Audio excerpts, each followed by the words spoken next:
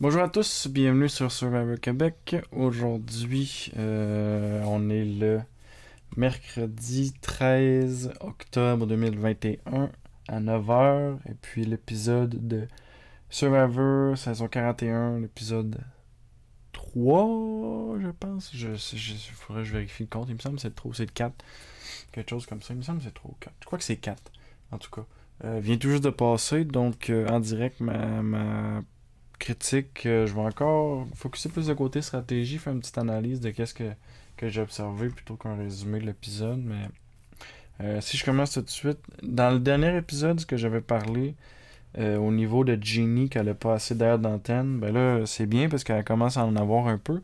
Entre autres, son plus gros highlight de l'épisode, c'est quand elle a trébuché sur une branche d'arbre. Oui, c'est de l'humour, c'est une blague. Je suis pas très bon pour faire de l'ironie, mais j'essaie parfois. Puis non, en fait, c'est ça. Elle a eu plus de temps en réalité aujourd'hui, mais encore là, je sais pas. Je comprends. Il donne un peu plus de temps. C'est triste en fait, c'est juste que je trouve ça triste pour elle. Parce que probablement qu'elle pourrait en avoir plus de temps. Mais on remarque aussi dans l'épisode, probablement c'est parce qu'elle est dans une équipe qui était très forte. Là. On commence vraiment à voir Shan, JD et Ricard, c'est vraiment des gros joueurs. Ricard, il a de l'air un peu moins fort, mais c'est parce qu'il se met comme en alliance avec Shan, mais les trois ont l'air d'être de gros joueurs justement pour la saison. Donc probablement si Jenny est juste un joueur moyen, c'est dur pour elle d'aller chercher du temps d'antenne, mais en tout cas. Euh, tout ça pour dire que oui, encore cet épisode, elle a eu du temps plus qu'à la normale, mais en même temps, ils sont rendus 4 là, dans la tribu. Fait qu'à un moment donné, mettons que vous êtes juste deux, j'espère qu'elle a du temps et tout. Là. Mais bon. Puis sinon, parlant de Jenny, euh, au début de l'épisode, il y a tout de suite un truc que moi j'ai remarqué. C'est dangereux de se mettre du monde à dos. On va dire, tu sais, faut que tu sois essayer d'être positif tout le temps, j'ai l'impression, dans Survivor. Parce que, justement, au début de l'épisode, tu sais, en revenant, elle commence à dire ouais, mais là, vous m'avez rien dit, là, comment je peux vous faire confiance, nan, nan, nan. Puis, je comprends sa réaction. C'est une réaction qui est vraie. Puis, c'est une réaction qui, dans la vraie vie, c'est probablement quelque chose que quelqu'un ferait, que quelqu'un aurait plutôt, mais dans un concept comme ça, comme Survivor, là, après ça, elle chicane un peu avec Ricard, elle chicane un peu avec Shan, puis c'est dangereux parce que justement, dans un concept où est-ce que les gens avec qui tu habites, que tu cohabites plutôt, euh, s- peuvent décider de t'éliminer ou non, est-ce que tu veux vraiment te mettre du monde à dos? Je dis pas que le monde n'aurait pas voté contre elle à la base, en fait, probablement pas probablement il aurait pas voté contre elle, mais juste à cause de ça, ça s'est parlé beaucoup plus pendant l'épisode. Ah ouais, on devrait la sortir elle. Parce que oui, elle se sentait on the out, tu sais, à l'extérieur de la tribu, à l'extérieur du groupe.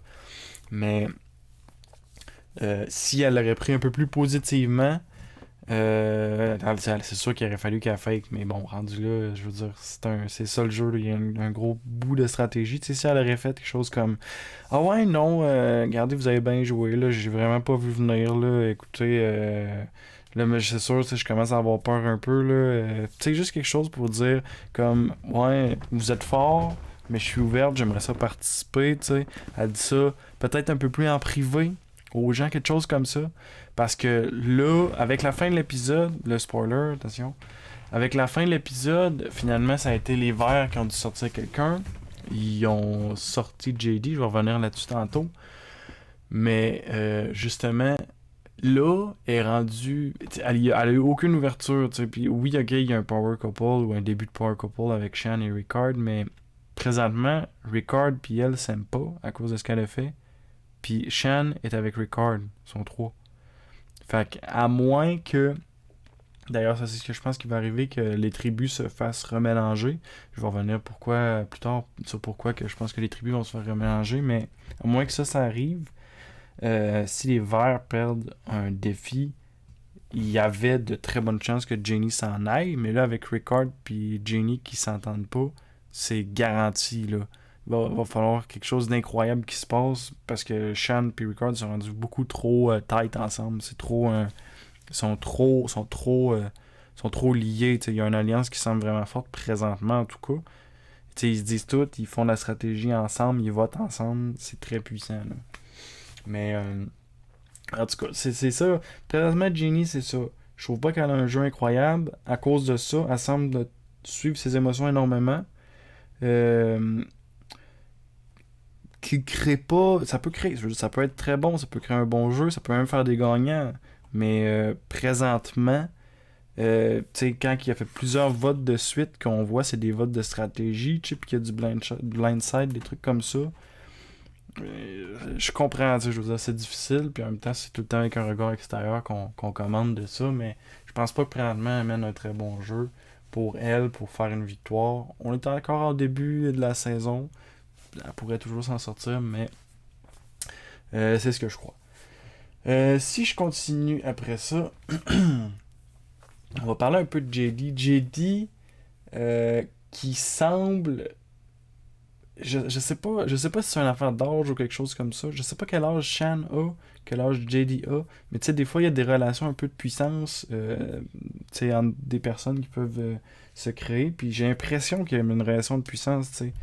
JD dit au niveau de l'avantage, il avait donné l'avantage à Shan. Là, il est comme là, ouais, mais là, toi, tu savais des trucs sur Brad que moi, je savais pas. Puis là, est-ce que tu pourrais me redonner mon avantage? Elle a dit oui, mais tu sais, plus tard, elle va venir lui chercher.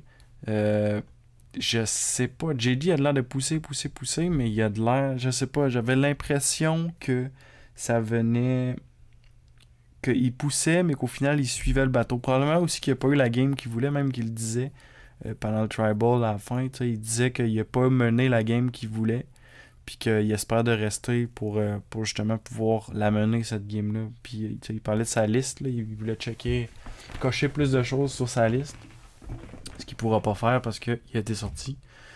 Mais ouais. Mais sinon, en général, je pense que JD est juste mal tombé. Il a peut-être joué un peu trop agressif, oui, mais j'ai l'impression qu'il a juste mal tombé. Il est tombé d'une tribu. Ils ont perdu beaucoup de défis. Puis t'as l'alliance avec Ricard, puis avec Shan qui est en place.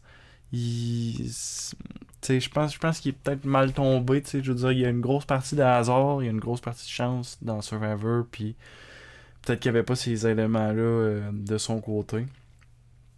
En tout cas, si je continue, je vais regarder qu'est-ce que j'avais noté. Ouais, je trouve Heather, je pense que c'est une joueuse qui est proche de ses émotions aussi. Puis pendant le défi, le Reward Challenge, elle a vraiment échappé. Là. C'était pas beau à voir. Là. Elle essayait, dans le fond, le défi, c'était de lancer une balle, puis de la regarder descendre, puis de traverser des cordes de l'autre côté avant que la balle soit descendue pour l'attraper. Puis elle a vraiment eu de la misère. Elle a même pas été capable de traverser cette partie-là, ce qui a ralenti toute son équipe, puis qui a amené éventuellement à la perte du défi de son équipe. Mais là où ce que je veux emmener, quand je disais que c'est une joueuse qui était peut-être plus émotionnelle, avec quand elle a perdu, puis je veux dire, il y avait sûrement pas de stratégie à ça. Ça devait être 100% réel là, comme sentiment, mais elle s'est effondrée, elle s'est mise à pleurer, puis elle se sentait vraiment coupable de ça. Puis son équipe, tu sais, je veux dire, tu vois quelqu'un qui se pleure à terre, là. N'importe qui va juste aller, tu sais, le relever et dire, regarde, c'est correct, ça va. Puis je pense qu'en faisant ça, il y avait sûrement rien de stratégique là-dedans. Là. Elle est allée juste, c'était réel comme réaction. Mais comment tu peux en vouloir à quelqu'un qui vient de donner son 100%, qui n'a pas été capable d'en donner son 100%, puis tu sais que tu la vois complètement effondrée. Là. Fait que tout le monde est juste allé la relever puis dire regarde, c'est correct, ça va, on a perdu en équipe, c'est correct, inquiète-toi pas. Puis tu sais, il donnait un peu de confiance dans le fond. Puis juste à cause de ça, si elle aurait réagi autrement, tu sais, si ça aurait terminé, elle aurait juste flitché parce qu'elle se serait excusée, elle aurait rien fait. Peut-être que les gens y auraient tenu rigueur, mais je pense qu'en agissant comme elle agit, il y a personne, je pense pas qu'il y a personne dans l'équipe en fait qui lui en veut vraiment d'avoir échoué ce défi-là. C'est sûr, c'était juste un reward challenge, c'était pas un challenge d'immunité, mais même à ça, je pense que personne qui lui en veut pour ça. évidemment, si le sujet vient sur ah ouais, mais côté défi physique, est-ce que on veut garder elle ou on voudrait garder quelqu'un d'autre? Parce que tous les autres joueurs, physiquement, de sa tribu, physiquement, ils se tiennent là. Tu sais, on a l'ex-joueur de football, on a beaucoup de monde jeune, on a Nasir que lui, d'un défi, il se donne tout le temps à fond, puis il est capable de faire beaucoup de choses, tu sais. Puis c'est triste pour Heather, justement, que. Mais tu sais, je veux dire, viendra des défis qu'elle va être capable de faire. Tu sais, par exemple, peut-être qu'elle est super forte en truc d'agilité, peut-être qu'elle est super forte en puzzle, peut-être qu'elle est super forte, mais agilité probablement pas parce que les cordes, elle avait bien de la misère. Mais ça, c'est de l'agilité de mouvement, tu sais. Mettons que c'est de l'agilité, par exemple, le jeu de monter une bille sur un serpent. Avec deux cordes de poulie, là, comme on a déjà vu dans plusieurs saisons. Peut-être qu'elle serait bonne dans d'autres choses, mais en tout cas, si les joueurs commencent à dire on sort quelqu'un pour les challenges physiques, probablement que ça va être elle qui va passer à cause de ça. Si je continue de regarder qu'est-ce que j'ai noté, euh, j'ai noté quelque chose que ça, on n'a pas eu beaucoup de temps sur l'Alliance des Jaunes, cet épisode-ci, mais moi je me demande vraiment Xander. Parce que là, c'est que dans l'Alliance des Jaunes, il y avait quelque chose avec. Là, présentement, il y a 3 filles Xander. Puis il y avait toujours eu quelque chose d'une alliance de filles qui s'est dit. C'est pour ça qu'ils ont voté Voce, entre autres. Puis, tu sais, au vote de Voce, il parlait déjà de l'Alliance des filles, justement. Moi, je me demande vraiment si cette alliance-là est encore forte. J'ai l'impression que oui. Parce que quand on a vu une courte séquence, justement, dans la tribu, où ce que les filles ils parlent, font les jokes, tout, t'as Xander qui est juste en arrière, il dit rien, je sais même pas s'il sourit, il a juste l'air d'être là, d'écouter, puis présentement il a de l'air en mode survie, tu sais. Il essaye de se faire discret, puis il essaye juste d'être là, puis tu sais. Il a pas l'air de forcer plus qu'il faut, on va dire. Parce que justement, d'après moi, il sent dans l'eau chaude un peu. Je sais pas s'il est au courant de l'Alliance des filles, mais d'après moi, l'Alliance des filles tient encore. Puis Xander, on n'a pas eu un update là-dessus, mais d'après moi, ça va un peu mal. Un truc, là je saute un peu du coq à l'âne, là, mais donnez-moi un break. Euh, Brad avait beaucoup d'avantages. On sait pas ce qui est arrivé avec ces avantages-là. À la suite, justement, dans le fond, il s'est fait expulser le dernier épisode, puis là, on sait pas quoi qui est arrivé avec ses avantages. Puis on a vu un preview du prochain épisode où on semble voir Ginny trouver un avantage. D'après moi, c'est les avantages de Brad, mais ça veut dire que Xander pourra pas voter pendant vraiment longtemps, là. À moins que dans le prochain épisode, t'ailles dans les bleus aussi quelqu'un qui trouve l'avantage, mais son immunité secrète avec le mot de passe puis tout ça, là, ça commence vraiment à s'étirer, là. Je sais pas si, parce que la production avait mis ça en place en se disant, ah, ils vont tous trouver ça la première ou deuxième journée. Mais là, en ce moment, Xander a intérêt à gagner le défi parce que sinon, il peut rien faire, là. Il y a aucun vote, puis il y a 3 filles contre lui qui sont en alliance. Fait qu'il est vraiment mal pris. Si je continue avec ça, j'en ai parlé, Ricard et Jenny ont un problème ensemble. Au niveau des bleus, il y a Erika. Erika, j'espère vraiment qu'elle va gagner. Pas gagner, excusez. Je veux pas qu'elle gagne. Ben peut-être, je sais pas. Je vais juste redire qu'est-ce que je viens de dire, mais je vais dire la bonne affaire. J'espère qu'elle va rester. Parce que, si je me trompe pas, c'est la seule Canadienne cette saison-ci de Survivor. Depuis, je pense, la saison 38 qu'ils font rentrer les Canadiens. Ou 39 plutôt. Je m'en souviens pas, mais ça fait pas longtemps qu'ils acceptent les compétiteurs canadiens. Puis j'espère que Erika va rester parce que si je me trompe pas, c'est une des seules Canadiennes de cette saison-ci. Puis justement, Erika, que là, elle commence à être un peu dans l'eau chaude aussi, dans l'équipe des Bleus. Parce que là, Sydney, elle commence, on dirait qu'elle s'entend pas avec Sydney. Comment qu'on voit ça, en fait, c'est qu'elle a pris, Erika a pris Deschamps de côté pour lui dire, ouais, là, Sydney est assez impulsive, là, on la voit, tu sais, elle essaie de partir le feu, elle est pas capable, elle s'en va, elle lance la flinte, elle se met à pleurer. Puis c'est tous des arguments qui sont valides, comme quoi ça pourrait être une joueuse qui va être impulsive. Sydney serait une joueuse qui serait impulsive, je veux dire. Mais là, Erika dit ça à Deshawn, qui est pas faux. Deshawn avait probablement une alliance avec Sydney parce que il est avec Erika, puis il dit ouais, non, t'as raison. Quand il s'en va, il va tout de suite voir Sydney pour expliquer ça. Il dit ça à l'ex-footballeur. Je sais pas son nom. Il faudrait vraiment. Il y en a beaucoup que j'ai pas encore catché leur nom. Beaucoup. Il y en a même peut-être 3-4 que j'ai pas catché leur nom, mais ça rentre. Le joueur de football, j'ai pas catché son nom. Je vais peut-être l'apprendre prochain épisode, j'espère. Mais, fait que là, tout le monde dans la tribu des Bleus, peut-être Heather, je sais pas. Heather, en fait, on l'a pas vu à part après le challenge. Il y a eu son bout de challenge de reward, mais après ça, on l'a pas vu. T'sais. Mais tout ça pour dire que tout le monde est au courant que Sydney veut s'attaquer à Erika. Puis là, ça découle dans l'épisode, même avec Deshawn qui essaie de throw le challenge, de le faire perdre dans le fond de son équipe. Ça commence à jouer beaucoup. Là. Il commence à avoir beaucoup de jeux qui se font à droite à gauche dans cette saison-ci. C'est bien. J'ai bien aimé qu'on n'a pas parlé davantage cet épisode-ci. Tu sais, cet épisode-ci, je l'ai trouvé bien. Même je l'ai trouvé bon. Puis, remarquons, on n'a pas parlé davantage. On n'a pas parlé de ces affaires-là. T'sais. Il y a eu la chance d'avantage de JD, tout ça. Mais tu sais, pour vrai, il n'a pas besoin de mettre 1000 affaires qui se passent. Là. Laissez les joueurs aller. T'sais. Puis ça fait un bon épisode, je pense. Tu me ferais une saison d'épisodes comme ça, puis ça pourrait être une saison satisfaisante. Là, avec Shan qui fait des moves. Avec du côté des jaunes, c'est pas grand chose, mais le défi est intéressant. Du côté des bleus, il essaye de throw. Il y a le jeu qui joue avec Erika contre Sydney. S'il aurait mélangé des avantages au travers de ça, il aurait dû nous couper comme 10 minutes de ça.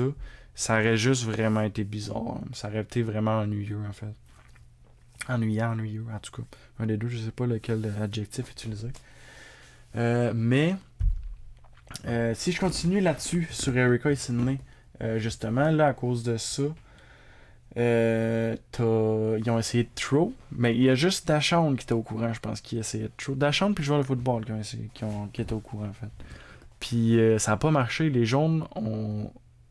Non, en fait, ça a pas marché. Les jaunes étaient ultra lents. Ils étaient sûrs que les jaunes allaient perdre, fait qu'ils pourraient pas throw.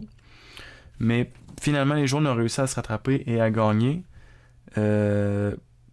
Puis les bleus, eux autres, le reste de l'équipe a trop bien performé. Dachon n'a pas réussi à faire perdre le défi. T'as Nasir, en fait, qui a réussi la dernière partie du challenge d'humilité.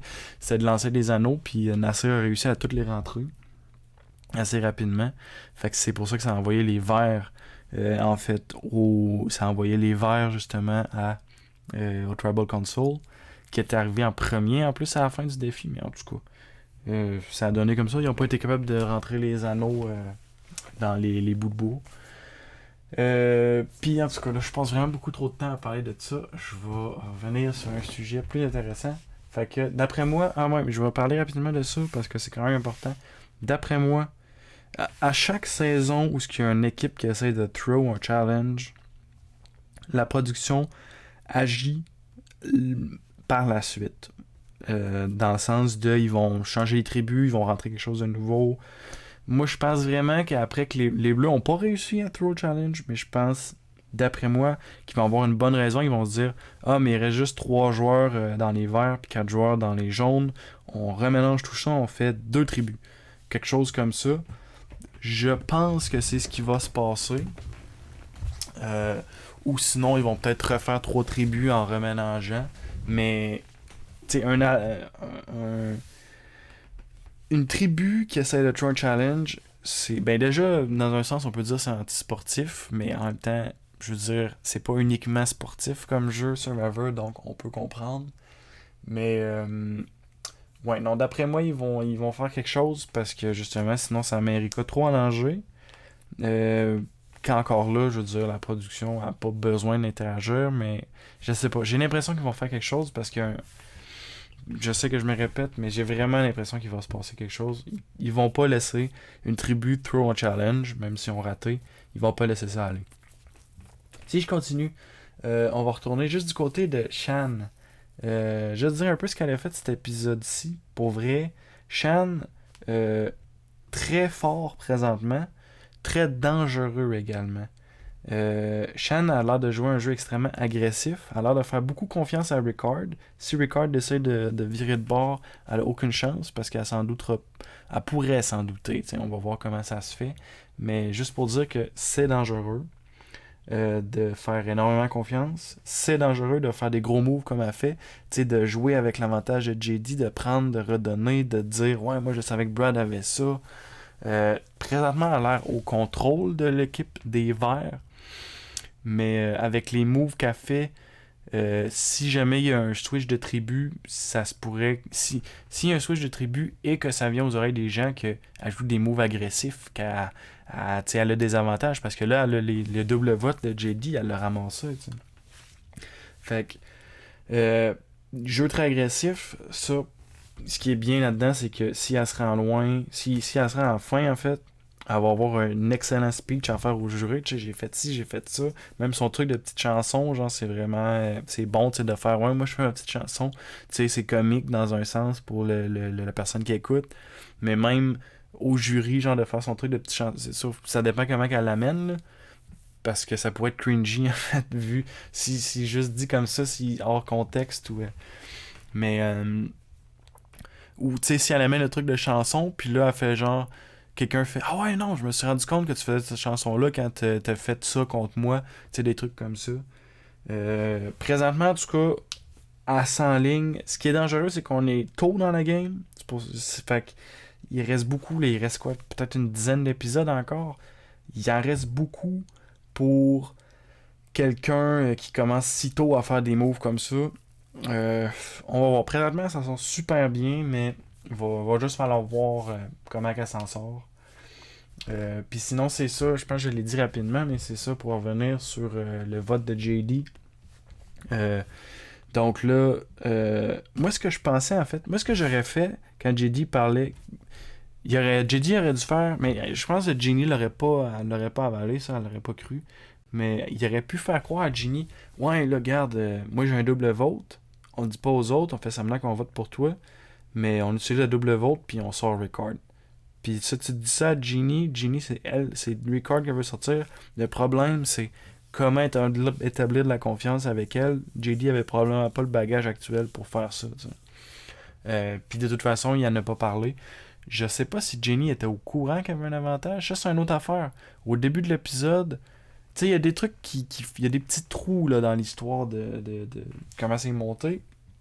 Au début de l'épisode, Shan redonne l'avantage à JD, mais on sait pas comment c'est fait. Mais ça s'est dit devant tout le monde, ouais, je te redonne, mais c'est comme pas clair. Les autres, ils sont pas au courant, ils sauront pas de quoi qu'on parle. Fait que là, est-ce que tout le monde est au courant que JD a un avantage, qui lui a été redonné par Shan, que c'était lui-même qui avait donné? Puis par-dessus le marché, est-ce que même sont au courant que JD, plus tard dans l'épisode, l'a redonné encore? Fait que l'avantage était à JD, aller à Shan, retourner à JD, retourner à Shan.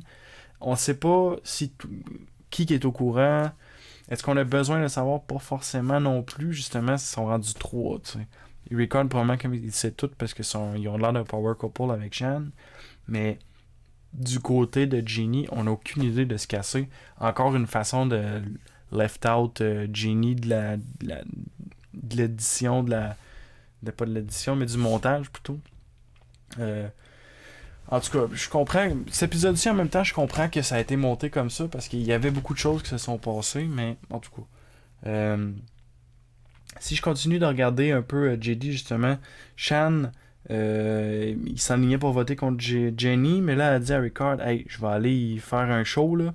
Je vais le manipuler, puis je vais te dire, j'ai vraiment peur que tu votes contre moi, là. Ce qui me mettrait en sécurité, c'est d'avoir ton avantage. Elle a fait exactement ça. Ça a fonctionné. JD donne l'avantage. Super bien joué de la part de Shan. Puis là, JD, lui, il dit, dans le confessionnal, après, il dit, ouais, là, je lui redonne encore, mais là, c'est la dernière fois. Là. Quand il me revient, là, je le redonne plus. Ouais, mais là, ça fait 2 fois que tu le donnes. Là. Pour vrai, je t'aurais jamais cru. Mettons qu'il serait resté, j'aurais jamais cru qu'il il aurait pas redonné un autre coup. T'sais. Puis justement, ça fait penser un peu au move de Sandra dans saison 40, ou plutôt de... comment qu'elle s'appelle? J'ai oublié son nom, mais en tout cas, la fille qui avait sorti Sandra dans saison 40. Tu sais, Elle s'était fait donner un avantage par Sandra. Sandra, il avait dit, ouais, là, ils vont voter contre toi, fais ça, ça, ça. Fait que là, ils ont fait. C'est exactement ce qui s'est passé. Sauf que la fille, elle s'est protégée avec l'avantage, avec l'immunité qu'elle s'est fait donner par Sandra. Puis elle a voté Sandra. Fait que c'est double jeu, tu sais, intense. Là. Euh, si on vient à la saison actuelle, c'est pas mal la même chose qui s'est passé, mais au lieu d'une immunité, c'est le double vote. Parce que JD donne le double vote. Le Shan parle avec Ricard. Hey, on a un double vote. Si on vote JD, on peut le garder. Puis c'est exactement ce qui s'est passé. Ils ont voté JD. Jenny a voté JD au lieu de lancer le dé d'immunité. Jenny, dans un sens, elle était safe cet épisode-ci, peu importe ce qui se passait. Puis elle aurait pas eu besoin de rouler parce que finalement, ça c'était parti pour JD. Mais tu sais, peu importe ce qui se passait, on aurait compris qu'elle roule comme on a compris qu'elle a décidé de pas rouler. Elle s'est dit, ben, je vais prendre une chance. Puis, en tout cas, fait que c'est ça. Fait que là, Shan est rendu avec l'avantage de JD, que JD est tout simplement sorti. Une autre raison pourquoi Shan, justement, là c'est qu'elle accumule déjà, on est à l'épisode 4, puis elle accumule déjà les faits, là, les faits d'armes, tu sais. Des moves stratégiques, une alliance puissante, elle a son petit truc de chanson, tu sais. Dans les défis, je sais pas s'il se débrouille dans les défis, ou plutôt si elle se débrouille dans les défis. Euh, j'ai de la misère à m'appeler si c'est elle qui faisait les casse-têtes. Je crois que c'est elle qui faisait les casse-têtes, mais je sais même pas si c'est eux qui ont gagné avec ça. On va voir plus tard, justement, dans la saison. C'est qu'on est trop tôt. Ça va vraiment jouer quand on va être rendu au merge. Que là, si elle commence à gagner des défis, puis gagner des défis, là, elle commencerait à se monter vraiment un historique là, vraiment impeccable pour un Final Tribal. À voir pour la suite. Puis, ouais. Je finirais peut-être juste cette vidéo-là, juste en faisant peut-être un petit top actuel, top 3. Ben, dans le fond, top plutôt des joueurs de chaque tribu actuelle. Côté des jaunes, moi je dirais vraiment Evie, présentement, elle se démarque vraiment fortement, justement à cause de son jeu stratégique, tu sais. Avant justement que Xander se fasse backstab par elle, tu sais, tout le monde faisait une confiance, je sais pas, aveugle, je dirais peut-être pas aveugle, mais tout le monde avait confiance à Evie, tu sais.